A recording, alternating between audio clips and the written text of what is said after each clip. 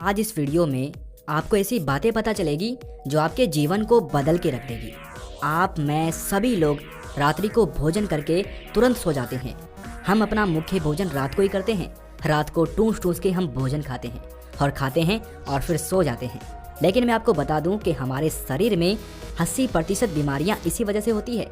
आप खुद अपनी बीमारियों को आमंत्रित करते हैं और रात को पेट भरकर खाना खाना ये तो बीमारियों के लिए सोने पर सुहागा हो जाता है।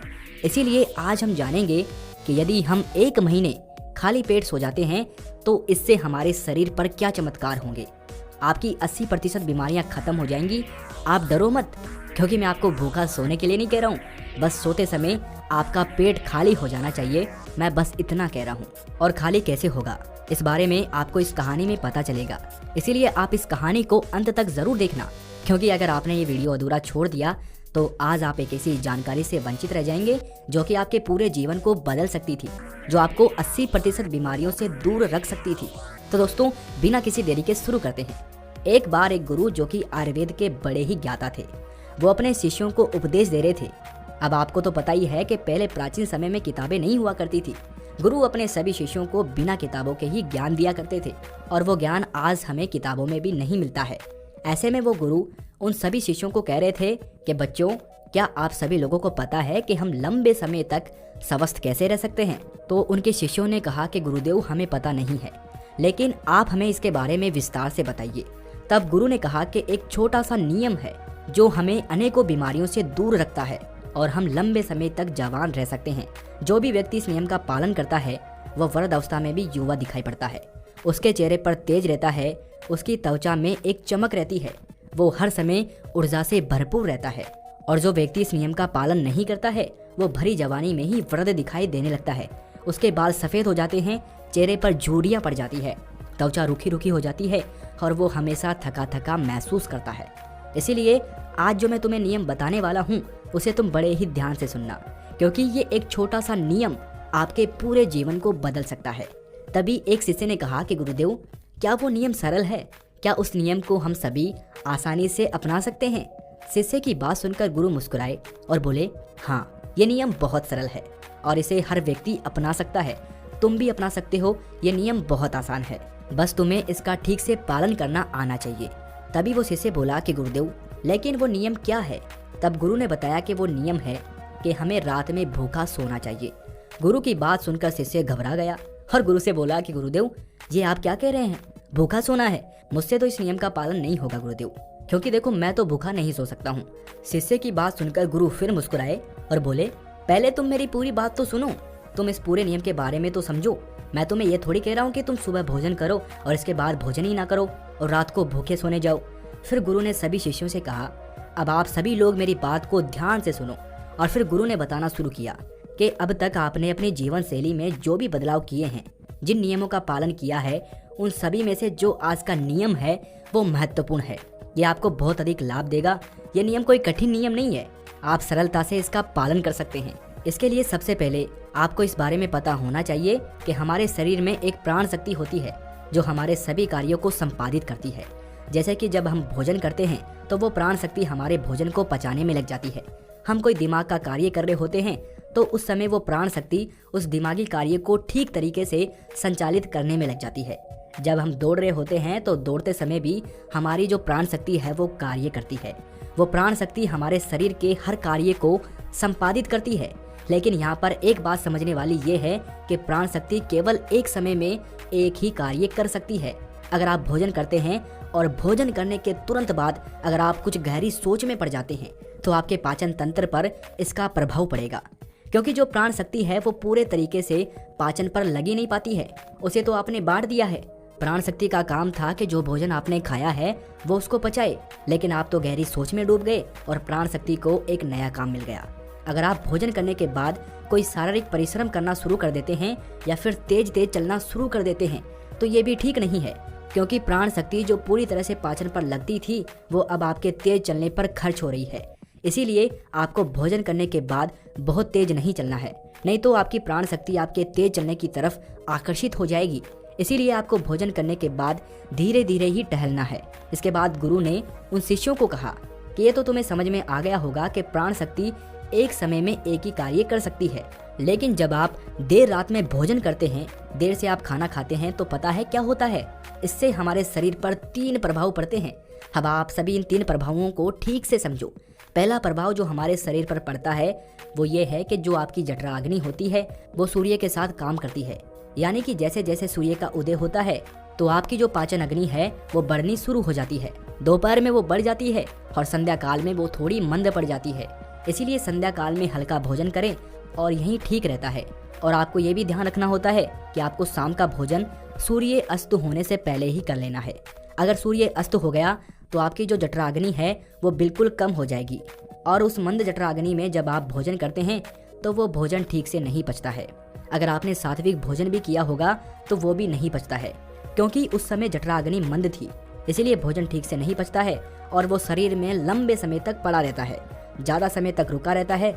इसी वजह से वहाँ पर सड़न पैदा होने लगती है और वही सड़न हमारे लिए विषाक्त का कारण बनती है, जहर का कारण बनती है, आपके शरीर के लिए हानिकारक होती है। इसीलिए आपको समझना है कि आप अगर सूर्य अस्त होने से पहले भोजन करते हैं तो जठरा अग्नि प्रदीप रहती है और भोजन ठीक से पचता है। दूसरा प्रभाव जो आपके शरीर पर पड़ता है वो ये है कि रात्रि के समय जो आपकी प्राण शक्ति है वो हीलिंग में लगनी चाहिए। यानी कि शरीर में जो मरम्मत होनी है, शरीर में जो टूट फूट होती है, उसकी मरम्मत में वो प्राण शक्ति लगनी चाहिए। लेकिन अक्सर लोग क्या करते हैं, भोजन करते हैं और सो जाते हैं, जो कि बहुत गलत है। क्योंकि मैंने आपको पहले बताया कि प्राण शक्ति एक समय में एक ही कार्य करती है। लेकिन जब आप खाना खाकर तुरंत सो जाते हैं तो आपकी प्राणिक शक्ति पूरी तरह भोजन को पचाने में लगी रहती है और इस वजह से वो हीलिंग का कार्य जो है वो नहीं कर पाती है, शरीर की मरम्मत नहीं कर पाती है। और जब वो प्रक्रिया निरंतर चलती रहती है, यानी कि आप खाते हैं और सो जाते हैं, तो फिर बहुत सारी बीमारियां शुरू होने लग जाती है, क्योंकि आपके शरीर की मरम्मत हो ही नहीं पाती है।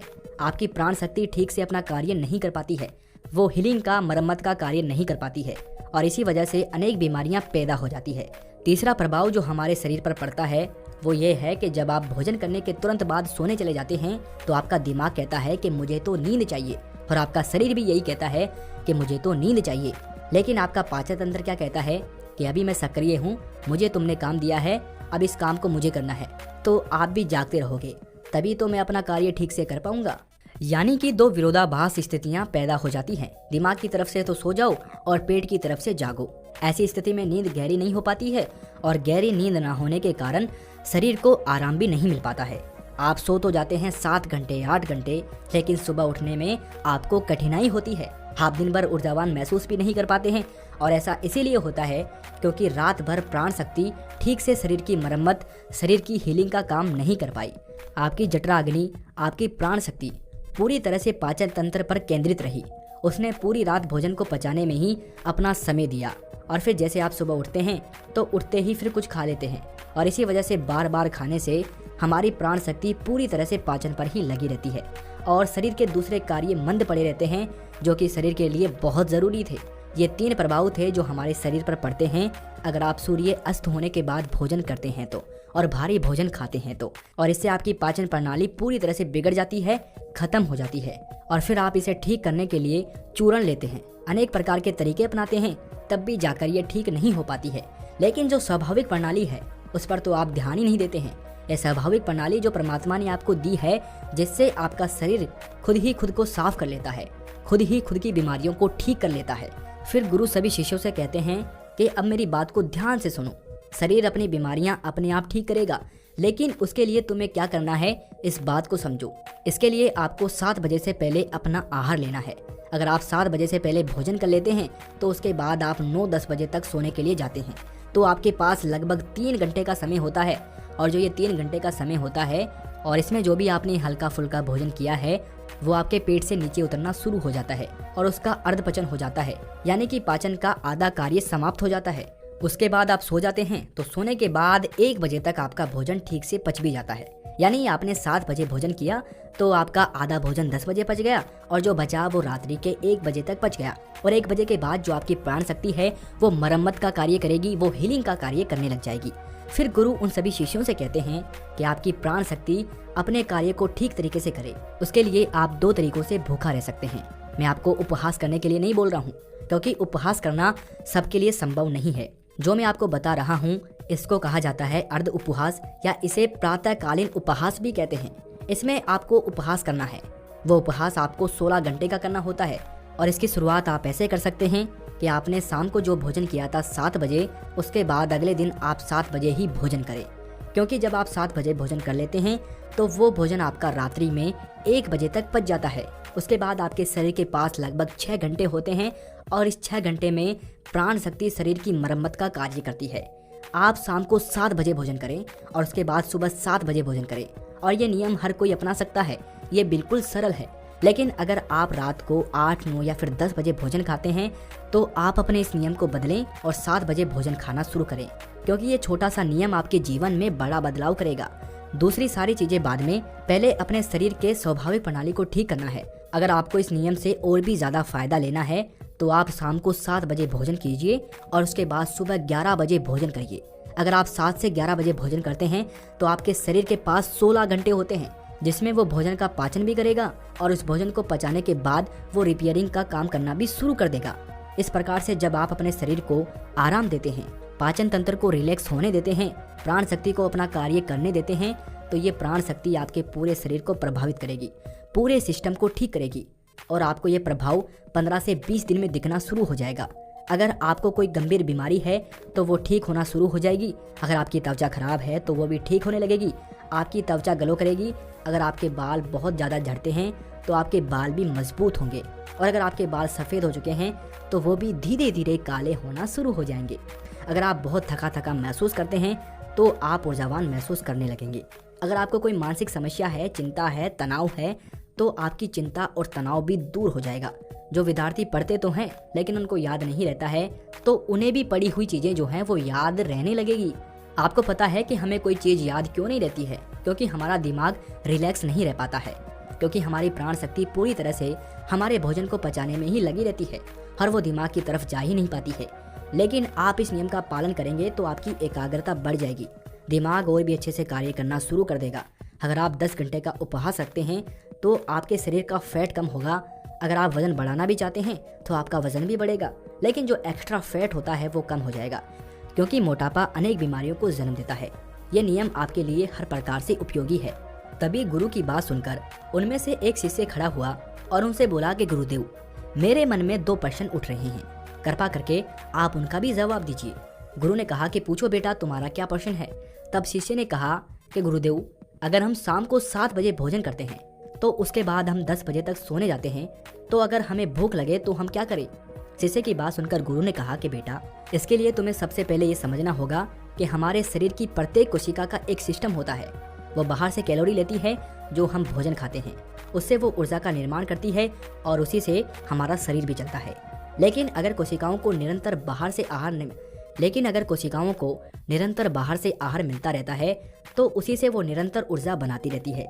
लेकिन जब आप कुछ समय तक भोजन नहीं करते हैं और बाहर से कोशिकाओं को ऊर्जा मिलना बंद हो जाती है, तो ऐसी स्थिति में कोशिकाएं अपने अंदर जो वेस्ट मटेरियल पड़ा रहता है उससे ही, चाहे वो गलत तरीके का प्रोटीन ही क्यों ना हो, कोई बैक्टीरिया ही क्यों ना पड़ा हुआ हो, वो उनका अवशोषण करके ऊर्जा का निर्माण करना शुरू कर देती है।